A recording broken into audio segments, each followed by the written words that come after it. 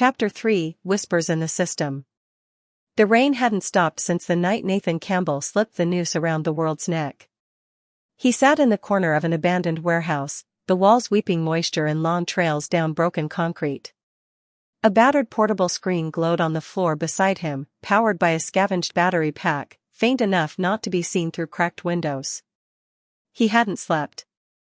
Sleep could wait. The grid wouldn't. Nathan ran the scan again, careful not to touch anything directly. No logins. No authentication. Just passive network mapping through an old tap he'd wired years before prison swallowed him whole. Lines of traceroutes flickered across the screen, tracing the pulse of the infection. He wasn't watching servers. He wasn't watching citizen terminals. Those were irrelevant. He was watching the routers. The beating hearts of the system. If he could control the routers, he didn't need to control anything else. Everything else would fall like broken limbs once the arteries collapsed. The virus was spreading.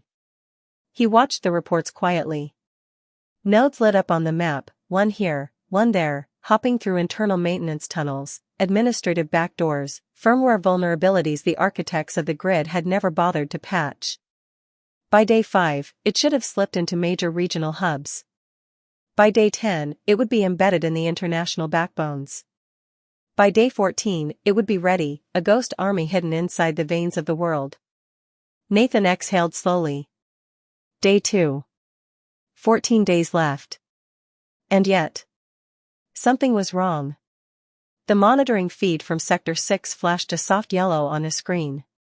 He pulled it up carefully. Increased administrative traffic. System integrity checks running outside of the normal maintenance window. Scrubbing operations hitting public access routers with unusual frequency. Nathan frowned. Sector 6 wasn't supposed to matter yet. It was an early node, a low-priority target. Either the system had stumbled onto his intrusion early, unlikely. Or someone had kicked the hornet's nest without knowing it. Either way, it was noise he couldn't afford. He closed the feed with a curt swipe, forcing himself to breathe. Don't act. Don't panic. Trust the plan. He couldn't risk exposing himself now, not for a coincidence. Not for paranoia. But the itch stayed under his skin. Across the city, under the misting rain, Tessa Monroe moved like a shadow between buildings. She hadn't used a motorcar, hadn't tagged into public transport. No traceable tickets, no GPS signatures. Just boots on cracked pavement, slipping through the cracks the grid tried to forget existed. She'd studied the surveillance stills for hours. Sector 6. Public terminal cluster near the ration queues. The woman who recognized the man was the key. And if Tessa could find her, maybe she could find what the grid wanted buried. She ducked under a shelter, scanning the thin trickle of citizens lining up for behavior compliance scans. Everyone wore the same hollow faces. Blank, careful, conditioned. But not him. Not whoever that was. Someone who walked differently. Someone who still remembered what it meant to move freely. Nathan flicked through passive camera feeds, sweeping the area again. Blurs of faces passed under his gaze. One figure caught his attention briefly. Hood low, jacket drawn tight, moving against the rhythm of the others. He paused. Female. Short-cut dark hair. Compact build. Moving with purpose, not panic, not aimlessness. Different. Nathan frowned. Another ghost? Or just another fugitive scraping through the cracks? He dismissed her from his mind with a quiet breath. The system was full of the broken and forgotten. One more meant nothing. He had bigger things to worry about. Tessa crossed the street under a leaking canopy of light.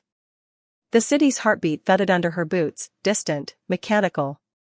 Somewhere in this sector, a memory had sparked fear in a stranger's eyes. Somewhere nearby, a ghost had moved, and the system had flinched. She tucked her hands deeper into her jacket pockets, feeling the recorder pressed against her ribs. No alarms. No spot checks yet. Good. She had time. But not much. Nathan leaned back against the warehouse wall, closing his eyes for a moment. He could almost feel the network humming through the city around him.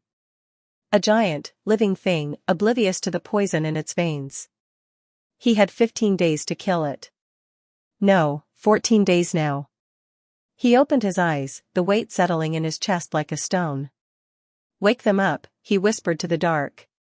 "Or let it all burn." Outside, the rain whispered against the roof like a ticking clock. And across the sector, another ghost moved closer, step by careful step,